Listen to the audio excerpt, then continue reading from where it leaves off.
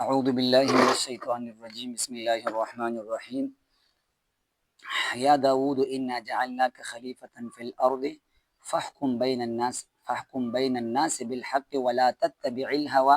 فیضلک عن سبیل اللہ ان الذین یضلون عن سبیل اللہ لهم عذاب شدید۔ میرے پیارے اور عزیز بھائیو دوستو، یہ تیسری آیات ہے جو آج میں آپ لوگوں کے سامنے پیش کرنے جا رہا ہوں، جس کے اندر پہلے دو آیاتوں کی طرح عدل اور انصاف کو بڑی غیر معمولی اہمیت کے ساتھ بیان کیا ہے۔ جس طرح کے پہلے دو آیات میں نے عرض کی تھی، ان دو آیاتوں کے اندر بھی اللہ نے بڑی وضاحت کے ساتھ اور بڑی اہمیت کے ساتھ عدل اور انصاف کو بیان کیا تھا۔ آج ایک تیسری آیات ہے جو میں نے آپ لوگوں کے سامنے عرض کی اور پیش کی۔ اس آیات کے اندر بھی اللہ نے غیر معمولی انداز کے ساتھ عدل اور انصاف کو بیان کیا۔ ذرا آئیے دیکھتے ہیں اس کے دو حصے۔ نمبر ایک حصہ، یا داود انا جعلناک خلیفۃ فی الارض فاحکم بین الناس بالحق، ایک حصہ یہ ہے۔ اس حصے کا ترجمہ کیا، ذرا غور سے سنیے، ترجمے سے آپ کو اندازہ لگ جائے گا۔ یا داود، اے داود، ہم نے آپ کو زمین پر خلیفہ بنایا، لہٰذا لوگوں کے درمیان حق کا فیصلہ کر لیجئے گا۔ فاحکم بین الناس بالحق، لہٰذا آپ عدل اور انصاف کی اہمیت کا اندازہ اس بات سے بھی لگا سکتے ہیں کہ اللہ تعالیٰ نے حضرت داؤد علیہ السلام کو خلیفہ بنا کر سب سے پہلا حکم عدل اور انصاف پر مبنی فیصلے کا دیا ہے۔ سب سے پہلے حکم جو دیا وہ عدل اور انصاف پر مبنی فیصلے کا دیا، کہا کہ فاحکم بین الناس بالحق، لوگوں کے درمیان حق کا فیصلہ کرے۔ ذرا اندازہ یہ لگا لیجیے گا۔ اب سوال پیدا یہ ہوتا ہے کہ اللہ تعالیٰ نے حضرت داؤد علیہ السلام کو ایسا حکم کیوں دیا، ایسا سخت حکم کیوں دیا، حالانکہ حضرات انبیاء علیہ السلام سے ناانصافی کا احتمال ہی نہیں ہو سکتا۔ نعوذ باللہ من، کیا اللہ کو اندیشہ تھا کہ حضرت داؤد علیہ السلام ناانصافی نہیں کریں گے؟ نہیں، بلکہ اللہ تعالیٰ نے یہ حکم صرف اس لیے نہیں ذکر کیا کہ نعوذ باللہ من ذالک، اللہ تعالیٰ کو حضرت داؤد علیہ السلام سے ناانصافی کا احتمال یا اندیشہ تھا، بلکہ یہاں پر اللہ تعالیٰ نے جو یہ حکم ذکر کیا ہے، یہ اصل میں عدل اور انصاف کا غیر معمولی اہمیت بیان کرنا مقصود تھا، کہ لوگوں کو اس کی اہمیت کا پتہ چلے کہ اللہ تعالیٰ نے حضرت داؤد علیہ السلام جیسے عظیم الشان پیغمبر کو ایسا حکم دیا ہے عدل و انصاف کے بارے میں۔ لوگوں کو اس کی اہمیت کا اندازہ بیان کرنے کے لیے، معلوم کرنے کے لیے اللہ نے ایسے حکم حضرت داؤد علیہ السلام کو دیا، ورنہ حضرت داؤد علیہ السلام کی پوری زندگی عدل اور انصاف پر مبنی زندگی تھی۔ ہمیں صرف اس کی اہمیت بیان کرنے کے لیے اللہ نے ایسا حکم دیا، اور تو لہٰذا آپ اسے یہ اندازہ بھی لگا سکتے کہ عدل اور انصاف کی اہمیت کتنی ہے، اور عدل اور انصاف کی اہمیت اللہ نے ہر آیات کے اندر اتنی سخت اہمیت کے ساتھ، اتنی غیر معمولی اہمیت کے ساتھ کیوں بیان کیا ہے۔ وجہ یہ ہے کہ اس کے ذریعے سے معاشرے سے جھگڑے فسادات ختم ہوتے ہیں، اور اس طرح قتل و غارت ختم ہوتی ہے۔ لیکن اگر اس آیات کے اندر تھوڑا سا دقیق نظر کرے تو اس میں ایک اور نقطے کی بات بھی نظر آتی ہے، وہ اس طرح کہ اللہ نے سب سے پہلے حضرت آدم علیہ السلام کو خلیفہ بنایا، بعد میں عدل اور انصاف کا حکم دیا۔ تو اس سے یہ بات معلوم ہوتی ہے کہ اگرچہ عدل اور انصاف سب کی ذمہ داری ہے، فرد اول سے لے کر فرد آخر تک، حکمرانوں تک، عہدیداروں تک، لیکن اس میں سب سے زیادہ کردار عدل اور انصاف کے اندر کردار وہ عہدیداروں کا ہے، کیونکہ عہدیدار اگر فرد واحد اگر میں عدل اور انصاف نہ کروں کسی معاشرے کے اندر، تو میرے عدل اور انصاف نہ کرنے کے ذریعے سے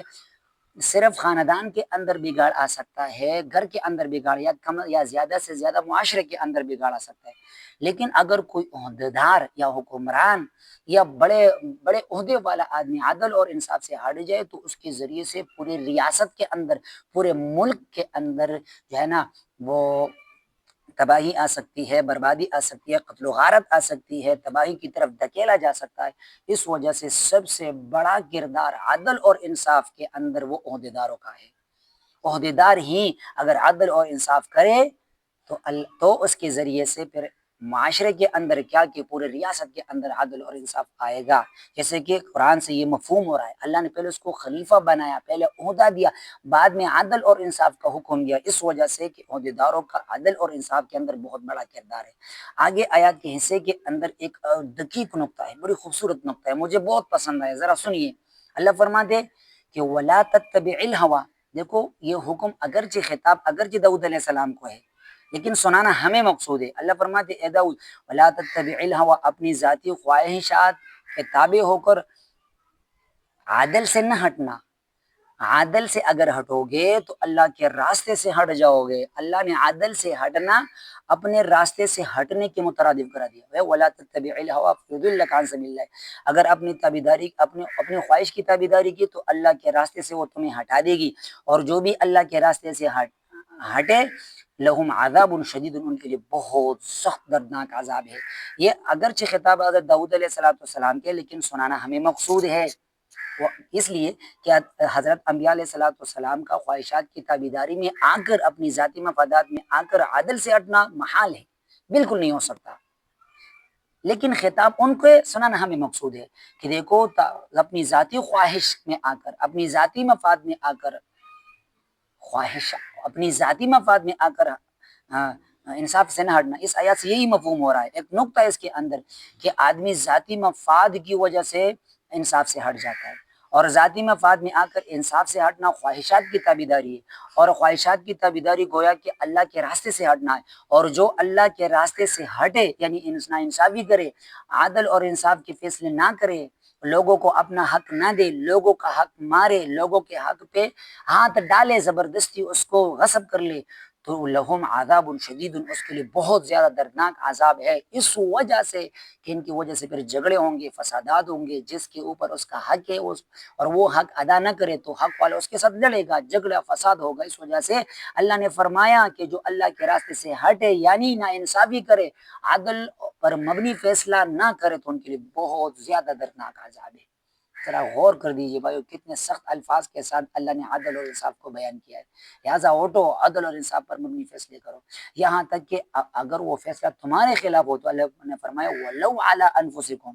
اگر وہ فیصلہ تمہارے خلاف ہو تب بھی دے دو اپنے خلاف فیصلہ، کیونکہ جھگڑا ختم کرنا ہے۔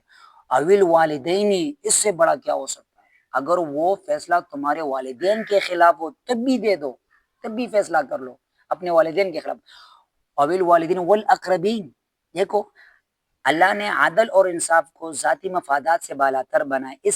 اس آیات کی اس حصے کے ذریعے سے وَلَوْ عَلَىٰ أَنفُسِكُمْ، اپنے ماں باپ کے رشتے سے بالا تر بنا دیا اوِّل والدین کے ذریعے سے، اپنے تمام رشتے ناتوں سے بالا تر بنا دیا اوِّل والاقربین کے ذریعے سے، تو کسی بھی قسم کی کوئی رعایت نہیں ہوگی، عدل اور انصاف کے بارے میں کوئی کمپرومائز نہیں، بس عدل اور انصاف کا فیصلہ کرو، معاشرے کے اندر عدل لاؤ، امن آئے گی، معاشرے سے امن ہٹاؤ، معاشرے سے عدل ہٹاؤ، امن ہٹ جائے گی، جھگڑے ہوں گے، فسادات ہوں گے، قتل و غارت ہوگی، ایک دوسرے کی خون ریزی کے پیچھے ہوں گے۔ تو لہٰذا اٹھیے، اس آیات کو دیکھیے، اس آیات پر عمل کر دیجئے، اور عدل اور انصاف پر مبنی فیصلے کر دیجئے، جس کا جو حق ہے وہ حق ادا کر دیجئے گا، ورنہ ایسا وقت آئے گا کہ پھر وہ حق مانگے گا، سوائے نیکی کے علاوہ اور کچھ نہیں ہوگا ان کو دینے کے لیے۔ لہٰذا اس آیات پر عمل کر کے عدل اور انصاف پر مبنی فیصلے کریں، یہ میرا پیغام ہے۔ والسلام۔